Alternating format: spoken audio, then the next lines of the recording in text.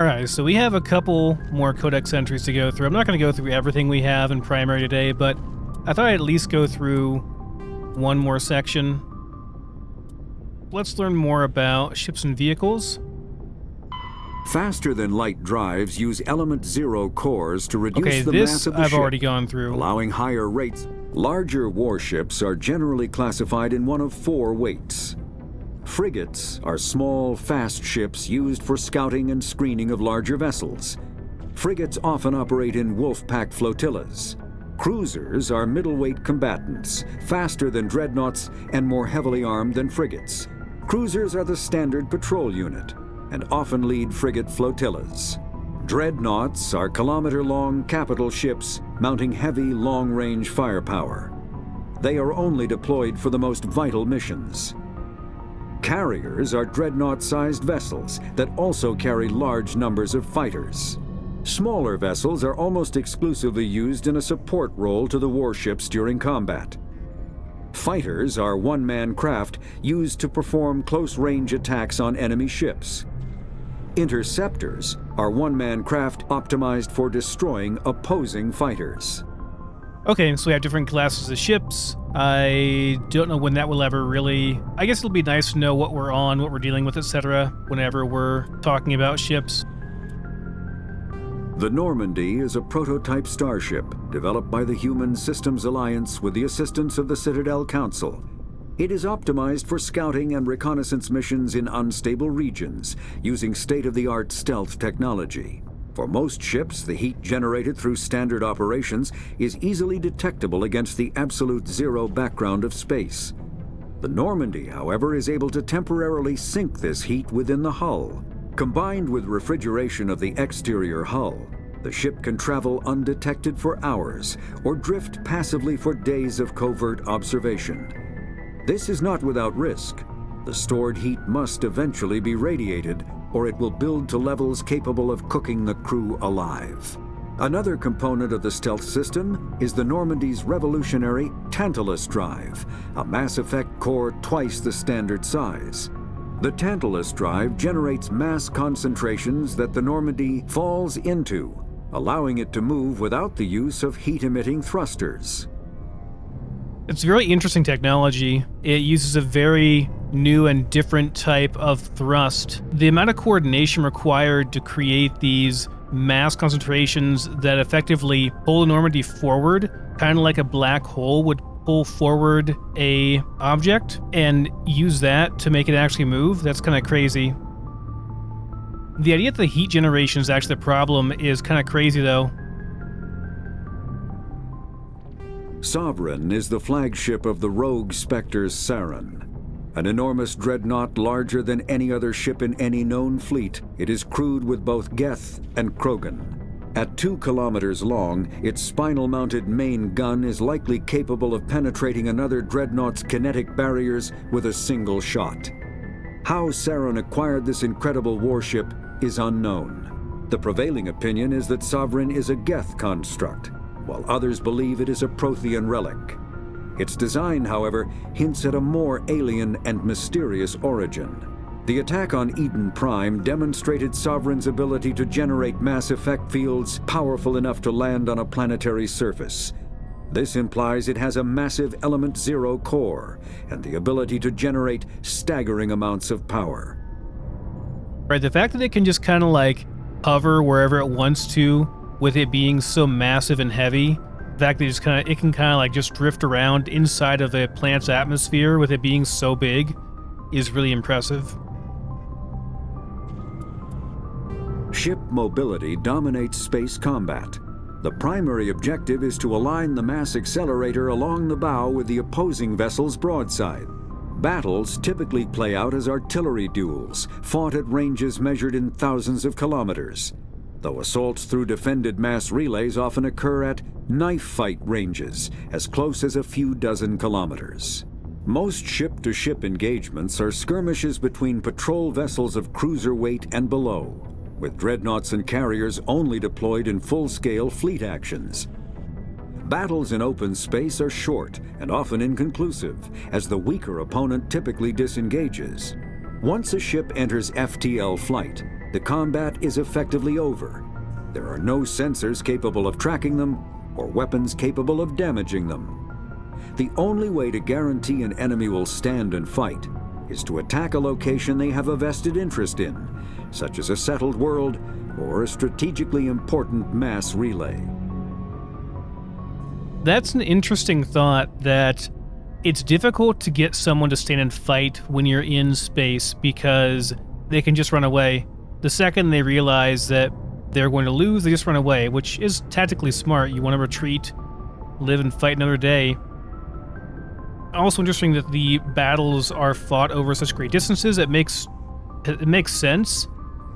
I guess, but in space you can fling your shots as far as you want pretty much, as long as you don't get too close to a planet or something that has enough gravity to throw them off. The Mako infantry fighting vehicle was designed for the System Alliance's frigates. Though the interior is cramped, an M35 is small enough to be carried in the cargo bay and easily deployed on virtually any world. With its turreted 155mm mass accelerator and coaxially mounted machine gun, the Mako can provide a fire team with weapon support as well as mobility. Since Alliance Marines may be required to fight on any world, the Mako is environmentally sealed and equipped with microthrusters for use on low-gravity planetoids. The Mako is powered by a sealed hydrogen-oxygen fuel cell and includes a small Element Zero core. While not large enough to nullify the vehicle's mass, the core can reduce it enough to be safely airdropped. When used in conjunction with thrusters, it also allows the Mako to extricate itself from difficult terrain. Oh, interesting. So that's why we're able to climb insane mountains or be dropped from like 100 feet plus up in the air, because the mass of the Mako is effectively being manipulated by the EZO drive core. The technology and the thought behind all the stuff that went into this game is really interesting. Which, speaking of technology, Biotics is the ability of rare individuals to manipulate dark energy and create mass effect fields through the use of electrical impulses from the brain. Intense training and surgically implanted amplifiers are necessary for a biotic to produce mass effect fields powerful enough for practical use.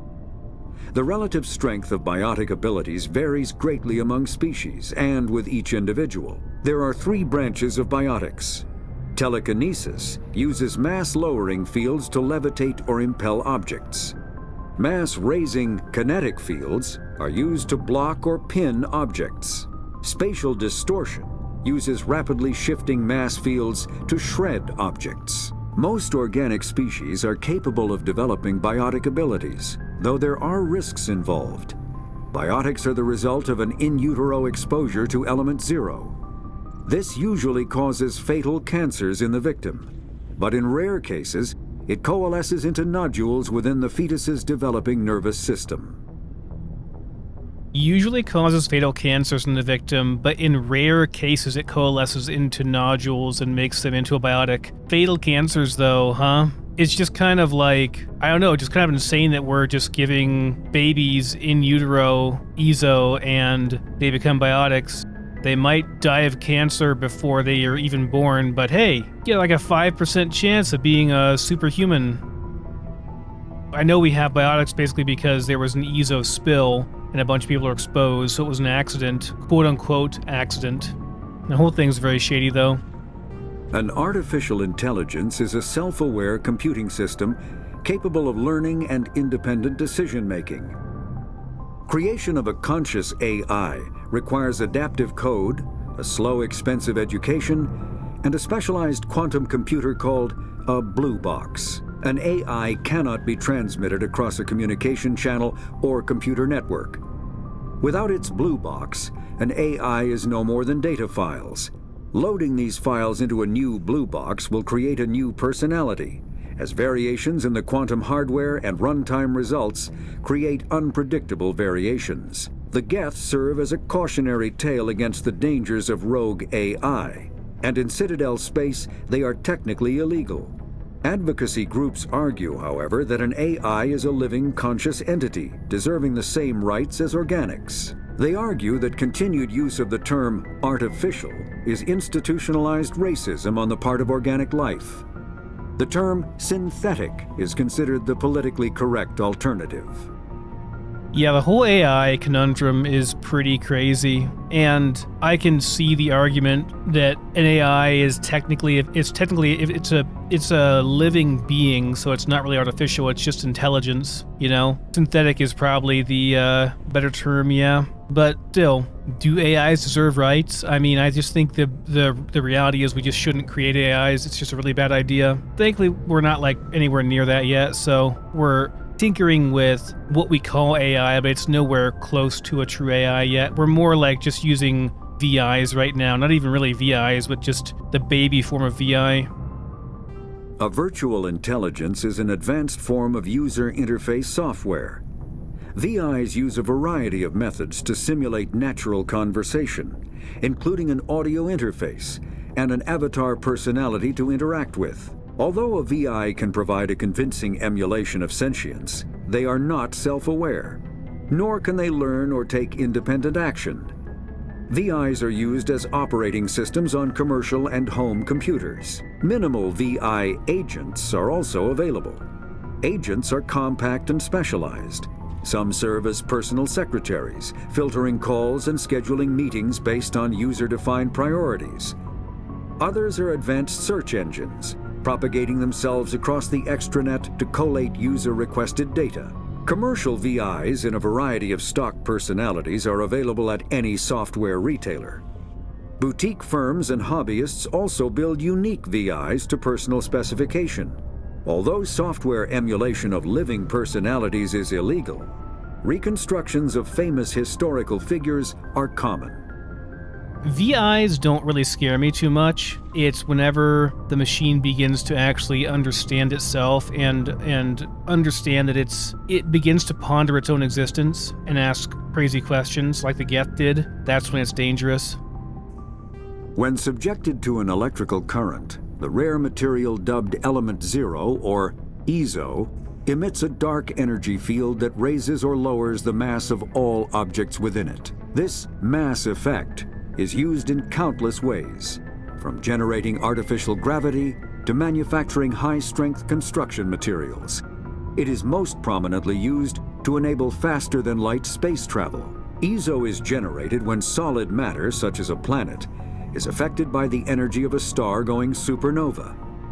The material is common in the asteroid debris that orbits neutron stars and pulsars. These are dangerous places to mine, requiring extensive use of robotics, telepresence, and shielding to survive the incredible radiation from the dead star. Only a few major corporations can afford the setup costs required to work these primary sources. Humanity discovered refined Element Zero at the Prothean Research Station on Mars, allowing them to create mass effect fields and develop FTL travel. So we didn't actually refine it ourselves, we just found it refined for us at a Prothean ruin. I see. So EZO, in the rare cases of biotics, it kind of accumulates in nodules in their bodies, and then they're able to, I guess, use electrical impulses from their bodies, because our nervous system is, and our muscles and everything basically do run on electricity. So we're able to apply a bioelectric current to it, I guess you'd say, and then that charges it up, and we're able to manipulate things and create Mass Effect fields on our own. That's how it works. Speaking of Mass Effect fields, Element Zero can increase or decrease the mass of a volume of space-time when subjected to an electrical current. With a positive current, mass is increased. With a negative current, mass is decreased. The stronger the current, the greater the magnitude of the dark energy mass effect. In space, low-mass fields allow FTL travel and inexpensive surface-to-orbit transit. High-mass fields create artificial gravity and push space debris away from vessels.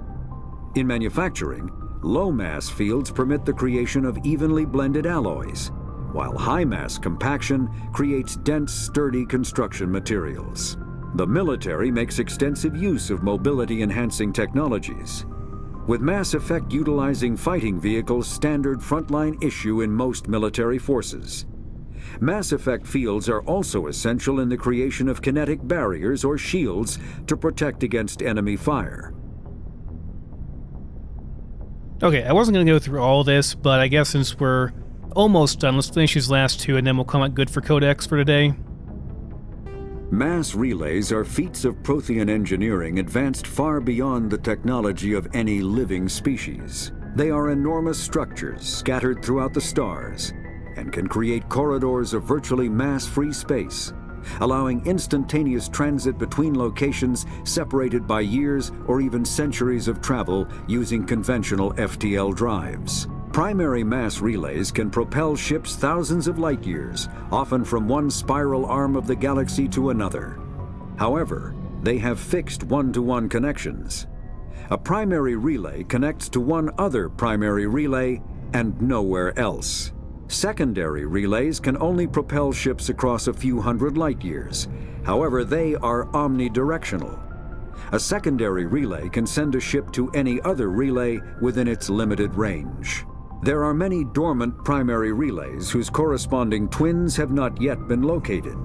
These are left inactive until their partner is charted, as established civilizations are unwilling to blindly open a passage that might connect them to a hostile species.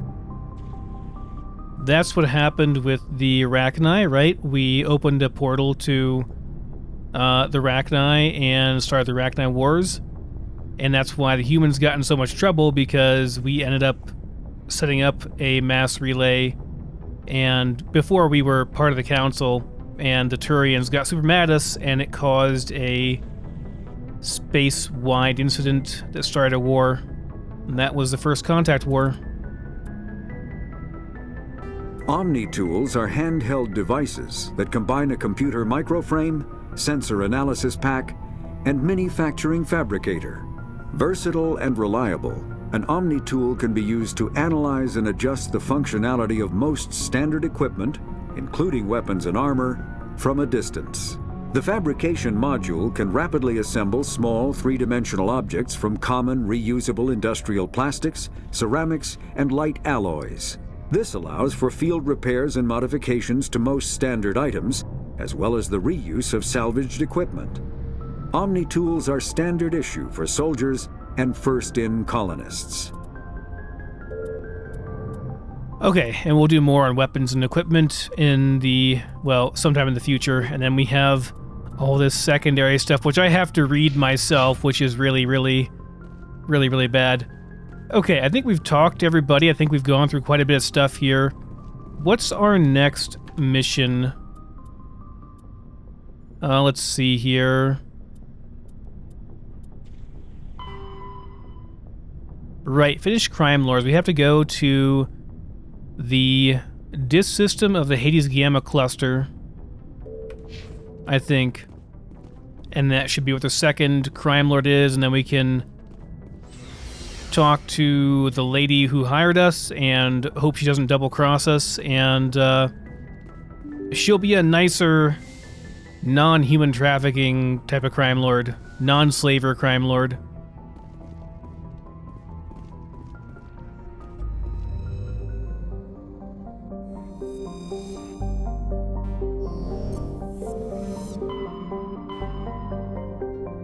Okay, so we are going to Hades Gamma.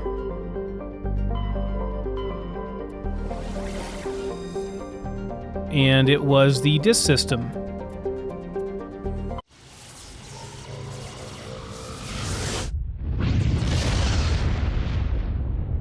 I think it was in Mass Effect 2, they added percentage, where it told you how much you'd explored of a given area. I do remember going through this stuff, so I'm not sure.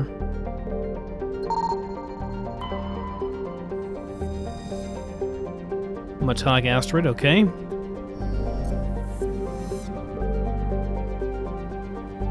Nothing really great there, though.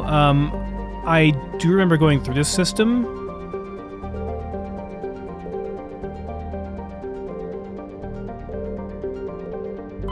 Was it Cleansall? Have I been here before? Maybe it was the other one I need to go to. Thought I was here already.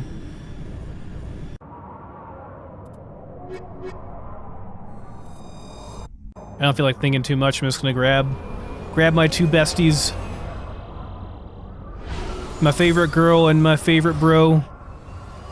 Who's only my favorite bro because he has lockpicking and encryption. Maybe I'll swap him for Garrus. I don't know.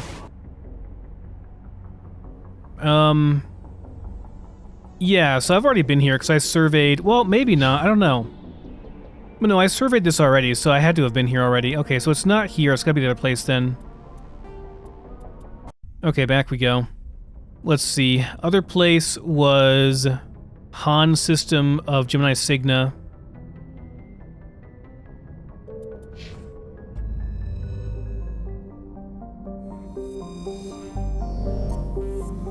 Yeah, I thought I'd been here already. So, okay, this wasn't it. Gemini Sigma was right next door. We have Han and Ming. Okay, let's try this.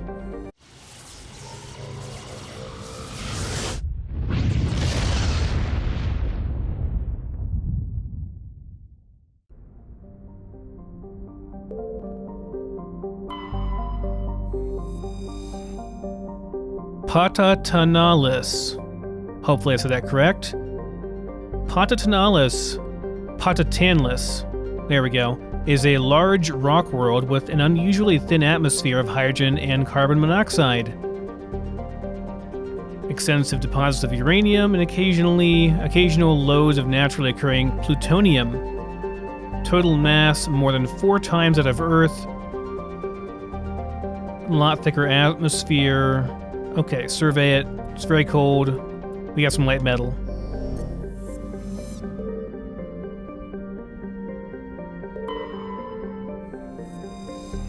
Farkrothu. A gas hydrogen planet. We cannot get any gas from it though.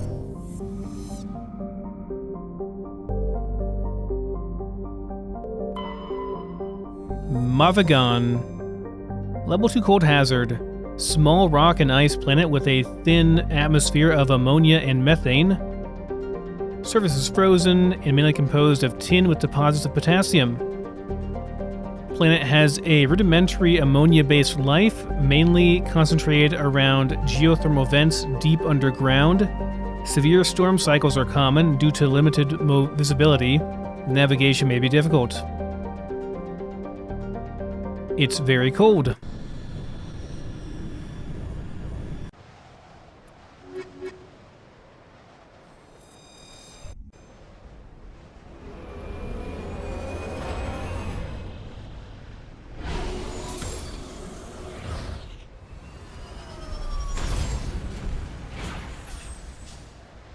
Yeah, I do feel like at some point I could probably swap out Caden for Garrus, because I'm pretty sure Garrus has the same suite of stuff as him. He has decryption, electronics, and first aid / medicine, so he could do all that stuff for us. He doesn't have the same biotic stuff, which I think that throw and lift and barrier in particular are very, very useful. But he does have, I think, some more tech-based stuff or soldier-based stuff. So I don't know. Liara, I think, is just a good all-around. She can do electronics and stuff as well. We have 8 points for her. I haven't taken her out for a while, so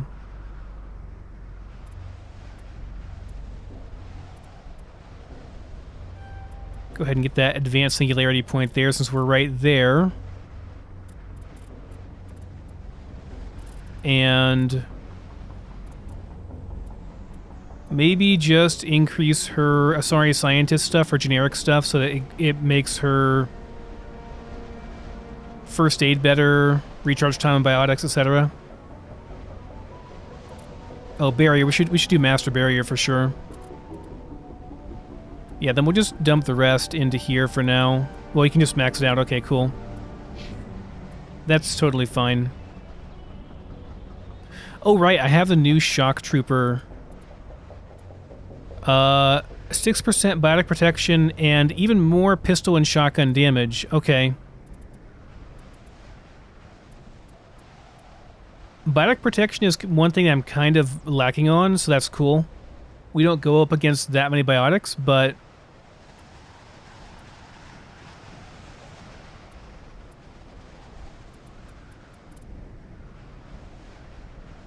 Oh, so we lost... Okay, I see. So we lost our... We lost our Vanguard stuff, but we're still getting...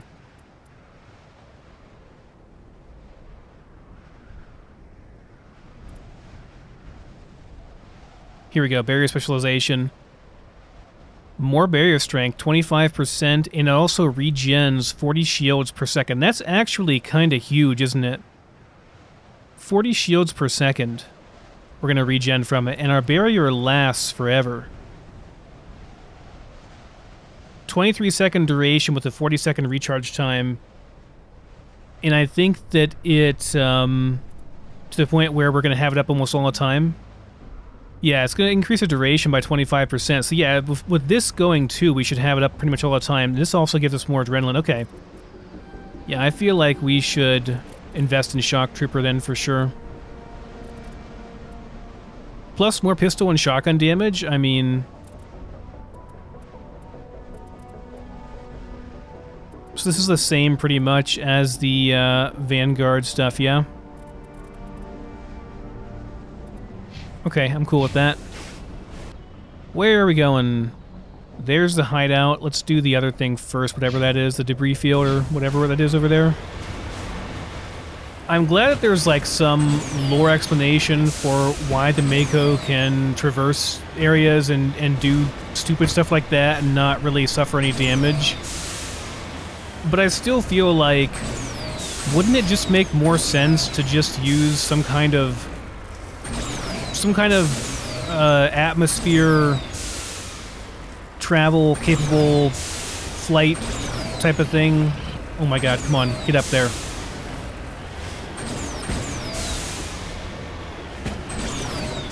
I refuse to go around. I refuse, oh my god.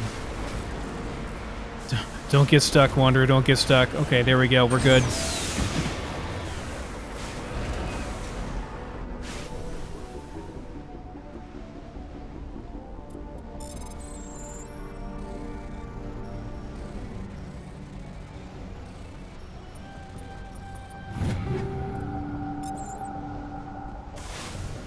I don't know, I just think with the technology that exists, it makes a lot more sense to not be using this ground-based system and to be using some kind of system where we can fly instead, you know?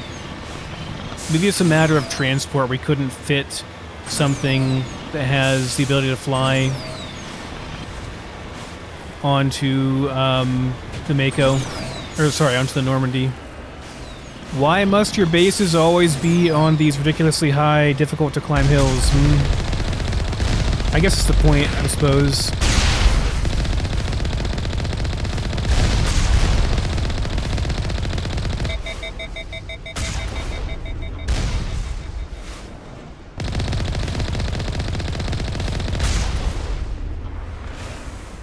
Okay, we good?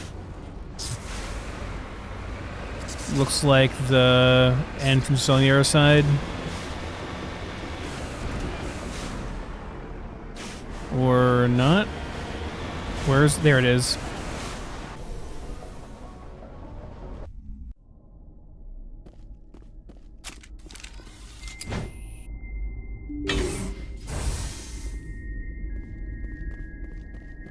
What do we have out? Shotgun? Yeah, shotgun will work.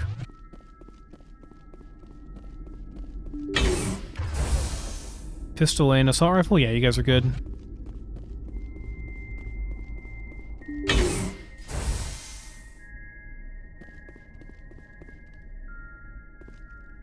It's a somewhat different base layout. Look at that. I would give you guys assignments on where to stand and stuff, but I know you're just going to go wherever the hell you want, so...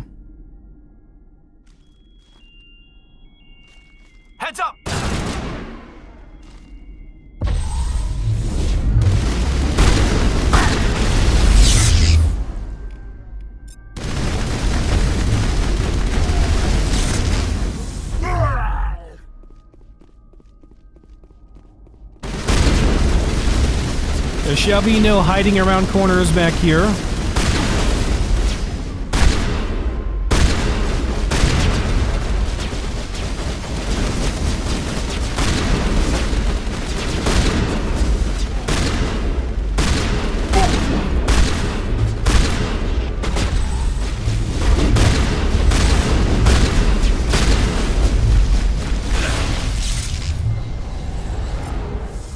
Now I'm ready.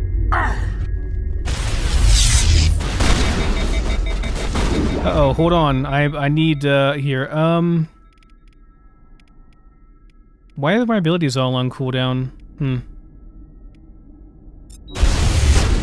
Well, they're not anymore. Get out of here, sucker. My gun is, like, jammed or something.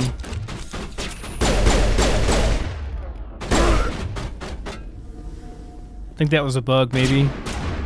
Or maybe he was jamming me.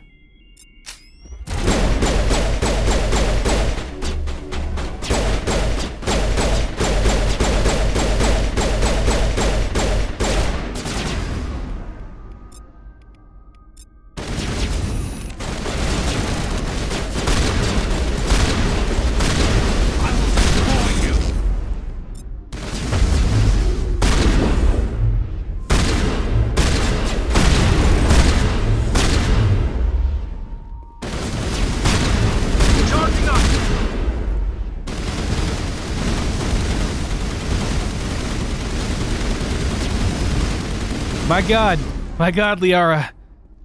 He's not there.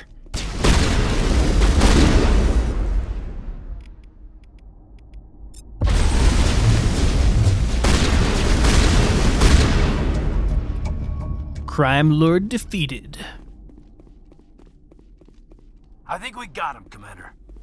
Okay, this build is actually pretty damn fun now. I mean, keep in mind, we're on the hardest difficulty, and we're wrecking that hard. It's pretty good. It's pretty good.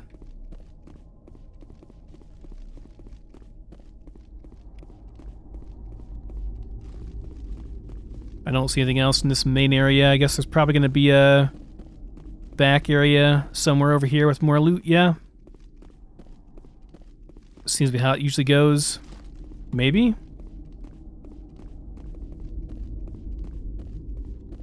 Or is it just one area? I don't see anything else. I know there's more over here. Go this way.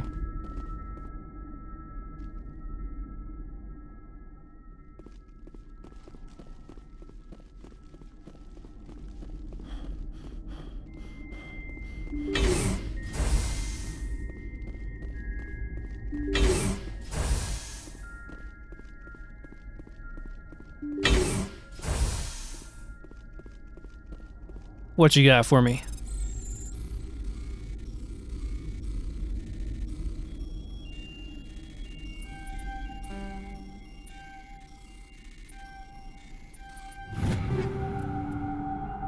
Turian light armor. Okay. Keep that in mind for Garrus.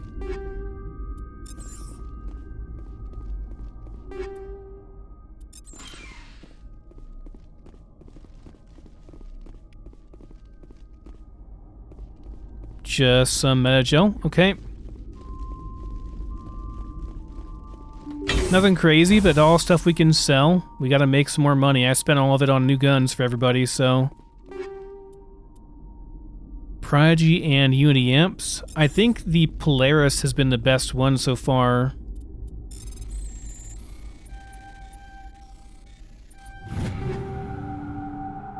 Medium armor for Turian and humans. The Phoenix 6. Do I...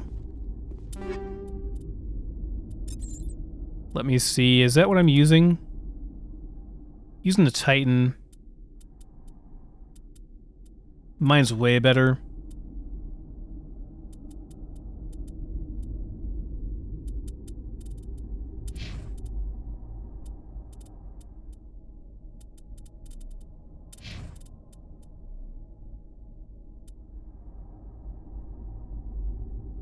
This is an upgrade for Liara, though.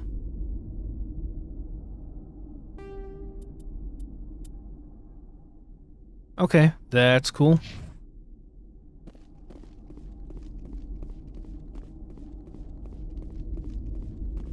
Do you believe that's it? Let's get out of here. So with that done, I have to go to the Fortuna system in the Horsehead Nebula and meet Helena Blake to claim my reward, quote unquote, and possibly be betrayed, I guess. So let's go ahead and finish scanning this place, though, so we don't forget about it.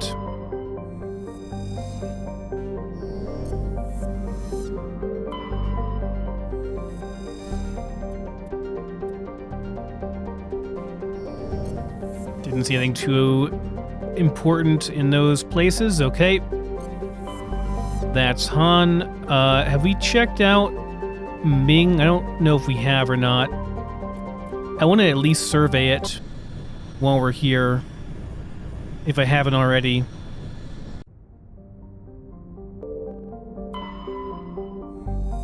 Alta Nork. Small, typical gas giant. I guess we're going to be... Oh, we got a medallion. It wasn't gas this time. Well, I am shocked. I'm not going to lie. Nothing in this asteroid belt. MSV Worthington.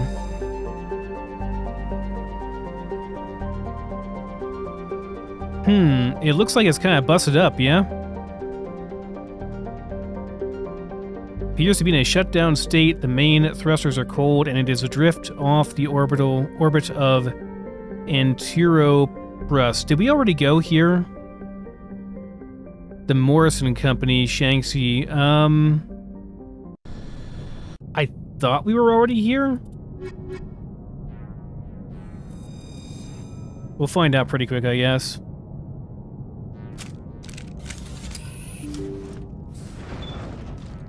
Looks like the ship's deserted. Most of the systems seem to be disabled. Only basic life support appears to be functioning.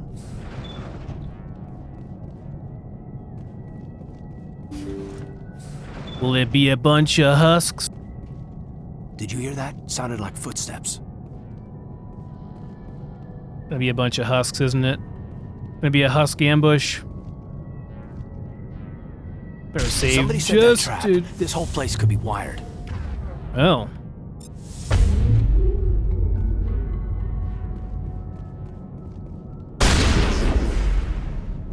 Better safe than sorry, then, I suppose.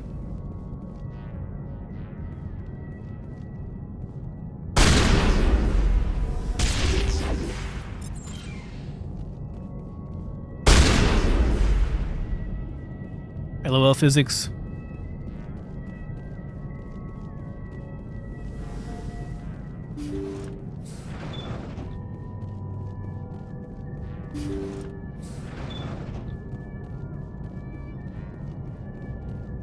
Hello? Looks like that machine is keeping him alive. I do not see any brain activity on the readouts. He is dead. This body is just an empty shell.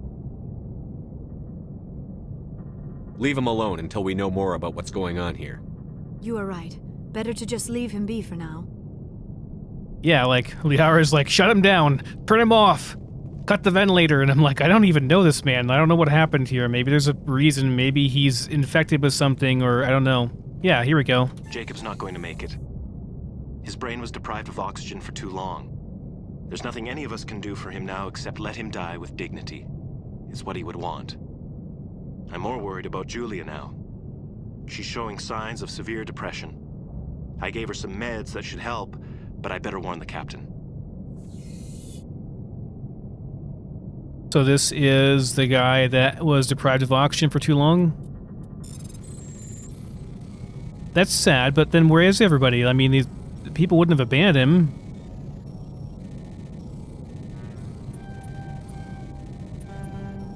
Oh my god, this... Okay, got it. I'm gonna check out the other places first before I make a decision.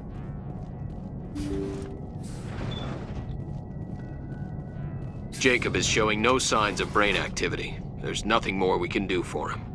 He wouldn't want to be kept alive by machines, so we're going to disconnect the life support. Dr. Smith is worried about Julia's reaction, though. She can't seem to let Jacob go. The stress is making her implants flare up, causing intense migraines. It'll probably be easier for everyone if we don't tell her until after we shut the life support down. Give her a chance to... Julia, what are you doing here? Why are you... So Julia was probably his wife or lover, and sounds like she killed everybody to stop them from turning Jacob's machines off. They say Jacob's gone. They say his brain isn't functioning anymore, and they want to shut off his machines.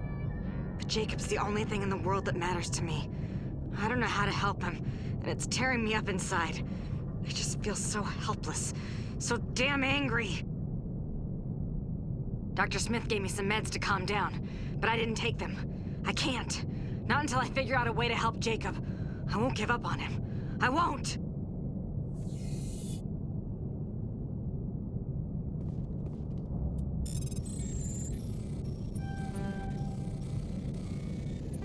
Did she kill everyone in order to stop them from disconnecting her boyfriend? Hello, Julia.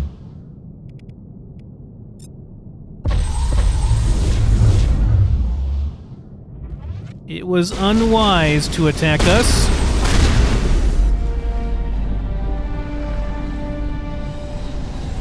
LOL. The physics. Well, that's very sad. So... yeah, we're gonna turn it off. That was the compassionate thing to do, Shepard. I'm glad Liara is here to tell me, otherwise I'd just feel like a monster for killing somebody.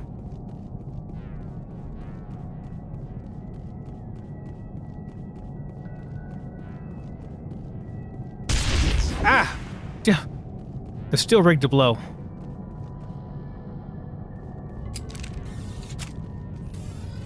Okay, where the hell's the door at? Back this way, okay. Okay, I'm glad we looked now. I thought maybe this was a place we'd already been to, but I guess not. So that's done now, and I won't have to have missed that. And we got some stuff, and yeah.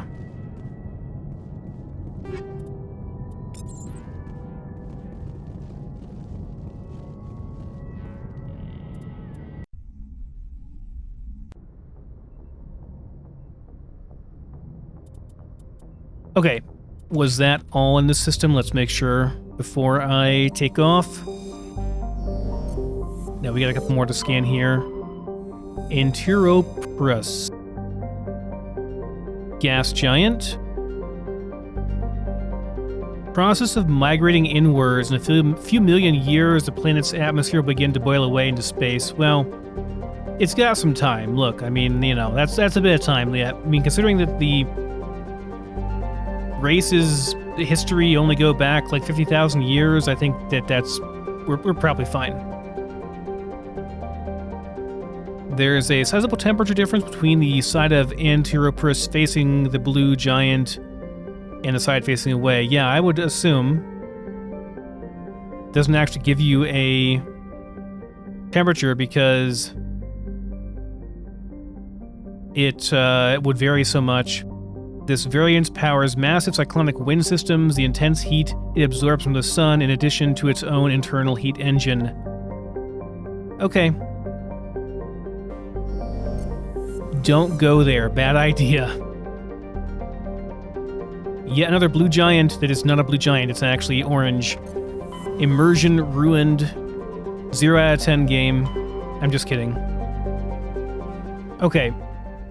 So then we're supposed to go to... where was it to finish this place up? Horsehead Nebula Fortuna.